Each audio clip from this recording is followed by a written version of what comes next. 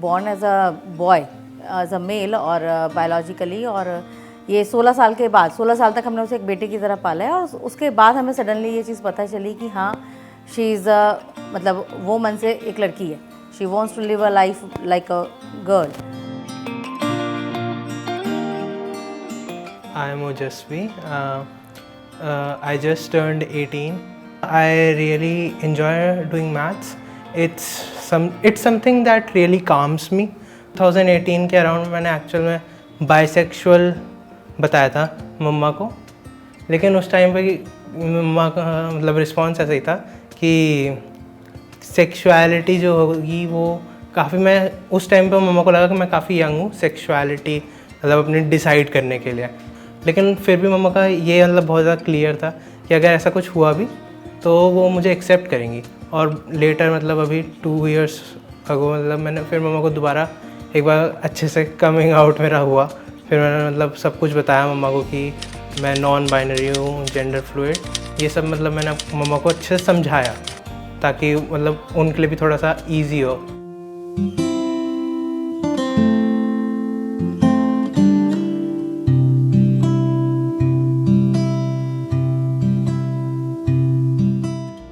मेरे लिए शायद ओजस्वी के सामने बहुत इंस्टेंट मैंने उसको रिप्लाई किया कि हाँ, इस सब चीज़ों से कोई फ़र्क नहीं पड़ता, आप हमारे बच्चे हो, हमारे रहोगे, इन सबसे ऊपर है आपका एक सक्सेसफुल इंसान बनना। लेकिन हाँ, कहीं ना कहीं खुद से ये रहा कि ऐसा क्यों, ये सवाल हाँ भगवान से भी पूछा कि ऐसा क्यों हुआ, क्यों अगर लड़की ही बनाना था क्यों लड़की नहीं बनाया, लड़का ही बनाना था क्यों लड़का ही नहीं रखा, ऐसा क्यों? क्योंकि ये डर कहीं ना कहीं हमेशा था और रहेगा कि हाँ उसकी लाइफ क्या होगी। ओजस्वी के सामने मैंने कभी अपना डर नहीं आने दिया, मैंने उसको यही बोला कि हाँ हम साथ हैं।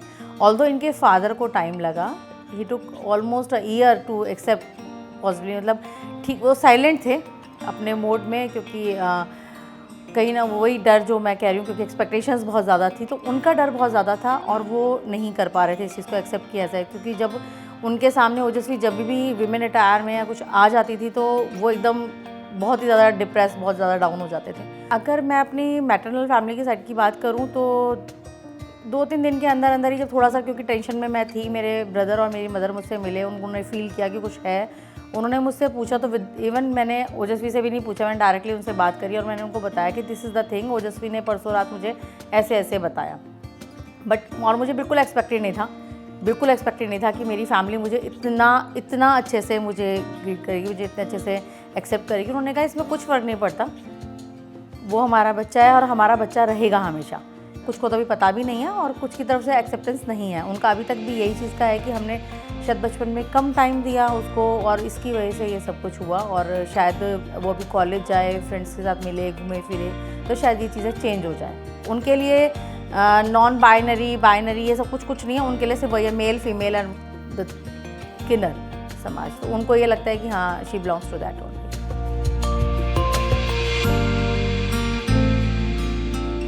चैलेंजेस तो काफ़ी जब मतलब टीनेज के अराउंड मतलब होता है, प्यूबर्टी जब शुरू होती है उसके अराउंड मतलब ऐसे बुलिंग वगैरह शुरू हो गई थी ऑलमोस्ट, लाइक थोड़ी बहुत टीजिंग या फिर टचिंग जो होती है इनअप्रोप्रिएट, या फिर नेम कॉलिंग जो होती है वो तो थी। मेरे को लगा ये चीज़ नॉर्मल है, ऑलमोस्ट सबके साथ होती है। ओजस्वी के सामने पहला जब चैलेंज आया बालों को लेकर के, जो उसने हमसे शेयर किया कि टीचर्स आर पुशिंग हर की हेयर कट होना चाहिए, और उसके अलावा जो मुझे लगा खुद से कि जो वॉशरूम्स का मेन की वॉशरूम्स आर कॉमन और फीमेल सेक्शन में वो जा नहीं सकते, मेल में उनको कंफर्टेबल नहीं है। Washroom isn't a very fun place as a queer person for you, क्योंकि सबसे ज़्यादा बुलिंग जो होती है वो वॉशरूम्स में कर होती है, क्योंकि आजकल CCTV कैमरास होने के बावजूद वॉशरूम एक ऐसी जगह जहाँ पे नहीं हो सकते कैमरास, वहाँ पे सबसे ज़्यादा बुलिंग अगर होती है एक्चुअल में। और men's washroom was a living hell. Metro में जाते हुए जब हम एंट्री लेते हैं वहाँ मुझे ऑकवर्ड लगा, शायद Ojaswi was more comfortable in the male way, क्योंकि वहाँ पर चेकिंग इस तरीके से नहीं होती है, छूना और सब कुछ, फीमेल में थोड़ा बहुत डिस्टर्ब हुई। लेकिन हाँ मुझे थोड़ा अजीब लगा कि ये सब जो हुआ ये गलत होना चाहिए, उसको और हाँ, नज़र भी थोड़ा अलग हो जाती है उन लोगों की। जब मैंने ओजस्वी ने फर्स्ट टाइम जब साड़ी पहनी और हम लोग साथ में गए और मैंने उसको बोला कि हमें वीमेन लाइन से ही निकलना है, तब जो उन लोगों के रिएक्शंस थे वो मुझे बहुत अजीब लगे। जब मतलब मैंने वुमेन्स वाली साइड यूज़ करी, जो कि एक्चुअल में मतलब काफ़ी अपलिफ्टिंग भी था कि मैं वुमेन्स वाली साइड यूज़ कर पाई, लेकिन एक तरीके से वो फील हुआ कि वहाँ पे मैं एक्सेप्टेड नहीं थी। मुझे लगता है कि आपको इस तरीके से पूछने का कोई हक नहीं, किसी को भी हक नहीं है। कोई कैसे रहना चाहता है, क्या पहनना चाहता है, चाहे वो लड़का ही क्यों ना हो जो लड़कियों की तरह रह रहा है, कोई लड़की ही क्यों ना हो जो लड़कों की तरह रहना चाहती है, किसी को कोई हक नहीं है ये सब पूछने का। वो उसकी अपनी चॉइस होनी चाहिए। Whenever I dress more feminine or more androgynous, if I would say, it is very empowering. I don't have to worry too much about like that disconnect I have with my body. But at the same time, it's like it makes you very vulnerable to like attacks, like very passive aggressive attacks that society has in place for you.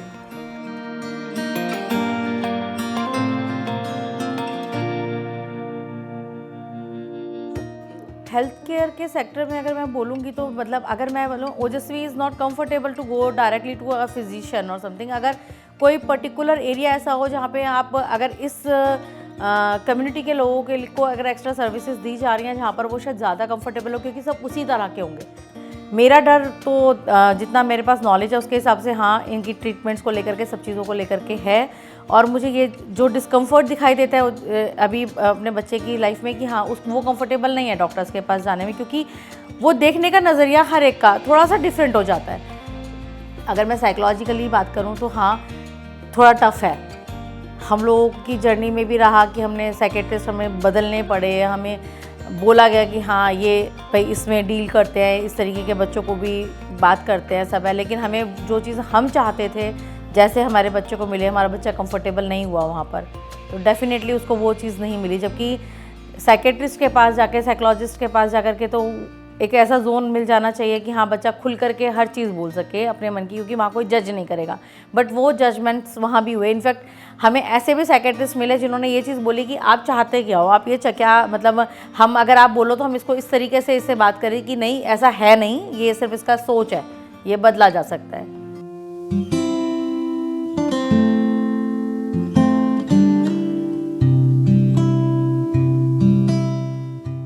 Everything is tough, easy तो life में कुछ भी नहीं है, but उनके साथ खड़े हों और जिस कंफर्ट जोन में वो जाना चाहते हैं उस तरीके से उनके साथ चलें।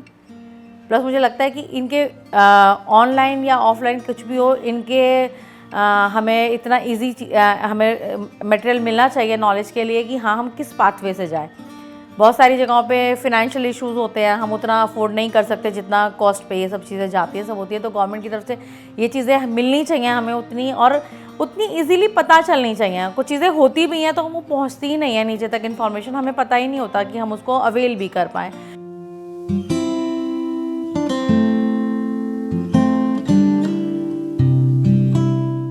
एजुकेशन सबसे मेजर पार्ट है इस टॉपिक को लेकर के। मतलब मैं जब स्कूल गई थी और मैं अगर बात करूं टीचर्स की, जब मैं 12th ग्रेड के टीचर्स से बात कर रही हूं और जब मैं उनको बता रही हूं तो उनके लिए भी टॉपिक नया था।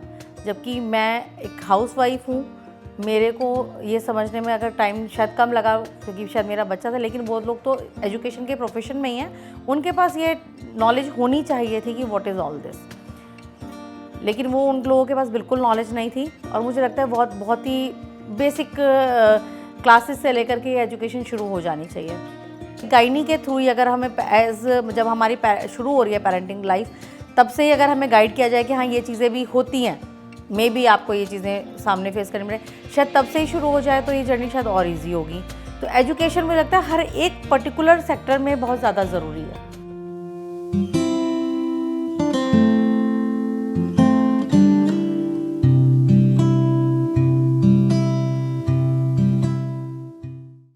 मैं ओजस्वी को एक टीचर बनाना चाहती हूँ। She is very good in fine arts and she is good in maths also. तो मैं चाहती हूँ कि ओजस्वी मैथ्स टीचर बने साथ, ताकि वो उतना टाइम निकाल पाए इस पर, ताकि वो अपने शौक़ पूरे कर सके, एनिमेशन और आर्ट्स एंड सब कुछ वो कर सके जो उसकी इच्छा हो। लेकिन हाँ, ये डर मेरे मन में अभी भी बना हुआ है कि हाँ, अगर मैं पढ़ा तो रही हूँ, उसको वो जॉब मिल पाएगी या नहीं मिल पाएगी, उसको वो रिस्पेक्ट मिल पाएगी कि नहीं मिल पाएगी। तो ये डर मेरे मन में अभी भी है। तो मुझे लगता है शायद इस पर गवर्नमेंट कुछ कर पाए, कुछ अगर रूल्स ऐसे आ जाएं तो शायद उसमें कुछ हेल्प हो पाए।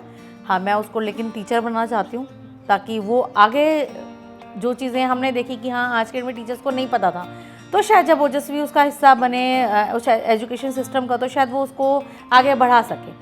Judging is a very like inherent part of us, but like we should be aware of it because it can negatively harm a person, right? Therefore, you should be aware of it, that you are doing it, because only then can you rectify it, right?